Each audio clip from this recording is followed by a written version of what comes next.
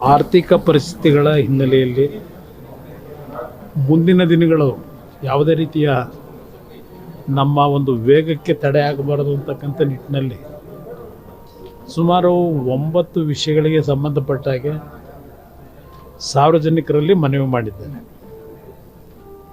ಅವರ ಮನವಿ ದೇಶದ ಹಿತದೃಷ್ಟಿಯಿಂದ ಇವತ್ತು ಮುಂದೆ ಆಗ್ತಕ್ಕಂಥ ಅನಾಹುತಗಳಿಗೆ ನಾವು ಪ್ರಿಕಾಷನರಿ ಮೆಷರ್ಗಳನ್ನು ತೆಗೆದುಕೋಬೇಕಾದಂಥ ಹಿನ್ನೆಲೆಯಲ್ಲಿ ಅವರು ಸಲಹೆ ಕೊಟ್ಟಿರ್ತಕ್ಕಂಥದ್ದನ್ನು ವಿರೋಧ ಪಕ್ಷಗಳು, ವಿಶೇಷವಾಗಿ ಕಾಂಗ್ರೆಸ್ ನಾಯಕರು ಹಲವಾರು ರೀತಿಯ ಟೀಕೆಗಳನ್ನೇನು ಮಾಡ್ತಾ ಇದ್ದಾರೆ.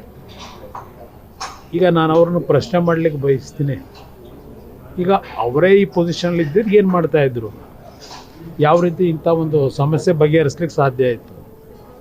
ಇವತ್ತು ಎಲ್ಲರಿಗೂ ಗೊತ್ತಿರತಕ್ಕಂಥ ವಿಚಾರವೇ. ಇವತ್ತು ಆಯಿಲ್ ಪೂಲ್ನಲ್ಲಿ ನಮ್ಮ ಒಂದು ದೇಶದ ಮೇಲೆ ಆಗ್ತಕ್ಕಂಥ ಪರಿಣಾಮ, ಏಕೆಂದರೆ ನಮ್ಮ ದೇಶದಲ್ಲಿ ನಾವಿವತ್ತು ಆಯಿಲ್ ಎಕ್ಸ್ಟ್ರಾಕ್ಷನ್ ಮಾಡ್ತಕ್ಕಂಥ ಪರಿಸ್ಥಿತಿ ಇಲ್ಲ. ಬೇರೆ ದೇಶಗಳಿಂದಲೇ ನಾವಿವತ್ತು ಆಮದು ಮಾಡ್ಕೋಬೇಕಾದಂಥ ಒಂದು ಅನಿವಾರ್ಯ ಪರಿಸ್ಥಿತಿಗಳೇನಿದೆ. ಅದರ ಹಿನ್ನೆಲೆಯಲ್ಲಿ ಪ್ರಧಾನಮಂತ್ರಿಗಳು ಕೆಲವು ಸಲಹೆ ಕೊಟ್ಟಿರ್ತಕ್ಕಂಥದ್ದನ್ನು ಕಾಂಗ್ರೆಸ್ ಪಕ್ಷದ ನಾಯಕರುಗಳು ಸಣ್ಣತನದಲ್ಲಿ ಮಾತನಾಡೋದು ದೇಶದ ಹಿತದೃಷ್ಟಿಯಿಂದ ಸೂಕ್ತ ಅಲ್ಲ ಅನ್ನೋದು ನನ್ನ ಅಭಿಪ್ರಾಯ. ಹಿಂದೆ ಇಂದಿರಾ ಗಾಂಧಿ ಅವರಿದ್ದಾಗ ಯಾವ ರೀತಿಯಲ್ಲಿ ಅವರು ಕೆಲವು ಹೇಳಿಕೆಗಳನ್ನು ಕೊಟ್ಟರು ಅವತ್ತು ಯುದ್ಧದ ಸಂದರ್ಭದಲ್ಲಿ ನಮ್ಮ ಕಣ್ಣು ಮುಂದೆ ಇರ್ತಕ್ಕಂಥದ್ದು. ನಾನು ರಾಜ್ಯದ ಮುಖ್ಯಮಂತ್ರಿಗಳಿಗೆ ಹೇಳಲಿಕ್ಕೆ ಬಯಸ್ತೀನಿ, ಅವರು ಪ್ರತಿಯೊಂದು ಸಂದರ್ಭದಲ್ಲೂ ಕೇಂದ್ರ ಸರ್ಕಾರದ GDP ಬಗ್ಗೆ ರಾಜ್ಯ ಸರ್ಕಾರದ ಹೋಲಿಕೆ ಮಾಡ್ಕೊಳ್ತಕ್ಕಂಥದ್ದೇನಿದೆ, ಕೇಂದ್ರ ಸರ್ಕಾರದ ಜವಾಬ್ದಾರಿ ಇಡೀ ರಾಷ್ಟ್ರದ ಎಲ್ಲ ರಾಜ್ಯಗಳ GDP ಗ್ರೋತ್ ಏನಿದೆ ಅದೆಲ್ಲವನ್ನು ಇವತ್ತು ಕ್ರೋಢೀಕರಿಸಿ ಕೇಂದ್ರ ಸರ್ಕಾರದ ಜವಾಬ್ದಾರಿಗಳೇನಿದೆ ಅದನ್ನು ನಿರ್ವಹಣೆ ಮಾಡ್ತಕ್ಕಂಥದ್ದು ಹೆಚ್ಚಿನ ಜವಾಬ್ದಾರಿ ಕೇಂದ್ರ ಸರ್ಕಾರದ ಮೇಲೆ ಇರ್ತದೆ. ಇವತ್ತು ಕರ್ನಾಟಕದಲ್ಲಿ ತಲಾವಾರು ಆದಾಯದ ಬಗ್ಗೆ ಏನು ಹೇಳ್ತಾರೆ ಮುಖ್ಯಮಂತ್ರಿಗಳು, ತಲಾವಾರು ಆದಾಯದಲ್ಲಿ ನಾವು ಮುಂದಿರ್ತಕ್ಕಂಥದ್ದು ತಲೆವಾರು ಆದಾಯದ ಮೇಲೆ ಚರ್ಚೆ ಮಾಡಲಿಕ್ಕಾಗಲ್ಲ. ಇವತ್ತು ಉತ್ತರ ಕರ್ನಾಟಕ ಭಾಗದಲ್ಲಿ, ವಿಶೇಷವಾಗಿ ಕಲ್ಯಾಣ ಕರ್ನಾಟಕ ಯಾವ ಪರಿಸ್ಥಿತಿಯಲ್ಲಿ ಜನ ಇದ್ದಾರೆ. ಇವತ್ತು ದೇಶದಲ್ಲಿ ಒಂದೊಂದು ರಾಜ್ಯದಲ್ಲಿ ಒಂದೊಂದು ರೀತಿಯಲ್ಲಿ ಇವತ್ತು ಬೆಳವಣಿಗೆಗಳಿದೆ. ಹಲವಾರು ರಾಜ್ಯಗಳು ಯಾವ ಒಂದು ಆರ್ಥಿಕವಾಗಿ ಹಿಂದುಳಿದಿರ್ತಕ್ಕಂಥ ಒಂದು ಸನ್ನಿವೇಶದಲ್ಲಿ ಇವತ್ತು ಅಲ್ಲಿ ಹೆಚ್ಚಿನ ಜವಾಬ್ದಾರಿಯನ್ನು ಕೇಂದ್ರ ಸರ್ಕಾರ ನಿರ್ವಹಣೆ ಮಾಡಬೇಕಾಗಿದೆ.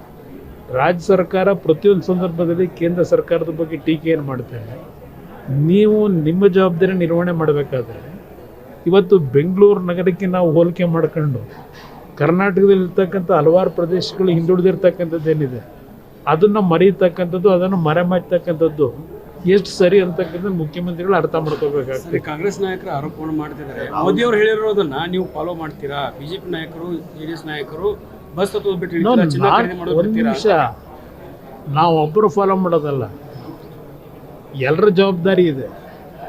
ದೇಶದ ಹಿತದೃಷ್ಟಿ ಬಂದಾಗ ಎಲ್ಲ ಪಕ್ಷಗಳು, ಎಲ್ಲ ಸರ್ಕಾರಗಳ ಜವಾಬ್ದಾರಿ ಇದೆ. ಅಲ್ಲಿ ಒಬ್ಬರ ಜವಾಬ್ದಾರಿಯಿಂದ ಇದನ್ನೆಲ್ಲ ಸರಿಪಡಿಸ್ಲಿಕ್ಕಾಗೋದಿಲ್ಲ. ಅದರ ಹಿನ್ನೆಲೆಯಲ್ಲಿ ಹೇಳಿದ್ದಾರೆ. ಆದರೆ ಕೆಲವು ವಿಶೇಷವಾದ ಸಂದರ್ಭಗಳಲ್ಲಿ ದೇಶದ ಒಂದು ಗೌರವವನ್ನು ಕಾಪಾಡಬೇಕಾದ್ರೆ ನಾವು ಇವತ್ತು ಆ ದೇಶವನ್ನು ಆಳ್ತಕ್ಕಂಥವರು ಯಾವೊಂದು ಜವಾಬ್ದಾರಿಲಿರ್ತಾರೆ ಅವರು ನಮ್ಮ ದೇಶ ಪಾಕಿಸ್ತಾನದ ರೀತಿ ಆಗ್ತಾಯಿದೆ ಅಂತಕ್ಕಂಥ ತೋರಿಸ್ಕೋಬೇಕಾ? ಇದನ್ನೆಲ್ಲ ಕಟ್ ಮಾಡಲಿಕ್ಕೆ ಹೋಗಿ. ಆದರೆ ಇವತ್ತು ಆ ಸ್ಥಾನದಲ್ಲಿ ಕೆಲಸ ಮಾಡ್ತಕ್ಕಂಥವ್ರಿಗೆ ಅವರವ್ರದ್ದೇ ಆದಂಥ ಒಂದು ಪ್ರೋಟೋಕಾಲ್ಗಳಿರುತ್ತೆ. ಅದನ್ನು ಇವತ್ತು ಸಣ್ಣತನದಲ್ಲಿ ಮಾತನಾಡೋದು ಸೂಕ್ತ ಅಲ್ಲ. ಮೊದಲು ಇವರುಗಳ ಒಂದು ಜವಾಬ್ದಾರಿ ಏನಿದೆ ಅದನ್ನು ನಿರ್ವಹಣೆ ಮಾಡ್ತಕ್ಕಂಥದ್ದಕ್ಕೆ ಏನು ಮಾಡಬೇಕು ಅನ್ನೋದ್ರ ಬಗ್ಗೆ ಯೋಚನೆ ಮಾಡಲಿ ಅನ್ನೋದು ನನ್ನ ಅಭಿಪ್ರಾಯ. ನಿರ್ಭೀತ, ನಿಷ್ಪಕ್ಷಪಾತ, ವಿಶ್ವಾಸಾರ್ಹ ಸುದ್ದಿಗಳಿಗೆ ಮತ್ತೊಂದು ಹೆಸರಾಗಿರುವ News18 ಕನ್ನಡ ಈಗ ಆಪ್ನಲ್ಲೂ ಲಭ್ಯವಿದೆ. ದಯವಿಟ್ಟು ಇಲ್ಲಿರುವ QR ಕೋಡ್ ಅನ್ನು ಸ್ಕ್ಯಾನ್ ಮಾಡಿಕೊಂಡು ಆಪ್ ಡೌನ್ಲೋಡ್ ಮಾಡೋದಕ್ಕೆ ಮರಿಬೇಡಿ. ನಿಮ್ಮ ಬೆಂಬಲ ಹೀಗೆ ಸದಾ ನಮ್ಮೊಂದಿಗಿರಲಿ. ಧನ್ಯವಾದ.